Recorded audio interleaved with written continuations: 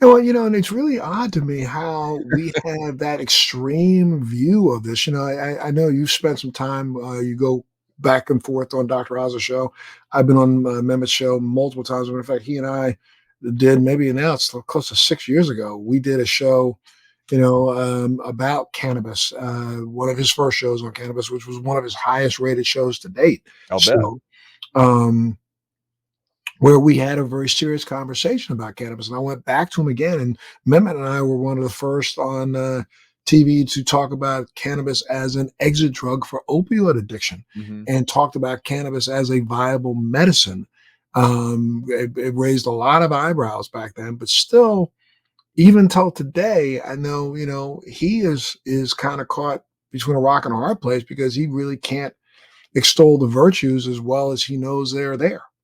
No, and I think that a lot of doctors are in that position, unless or until federal regulations change, doctors are really walking on tightropes. And, I know in Massachusetts, where I live, many of the doctors who a few years ago much more freely gave recommendations for people to, go to the medical dispensaries had to ease off on that because they were being hassled by health authorities, even though the state allowed what they were doing. So it's not a settled time for sure.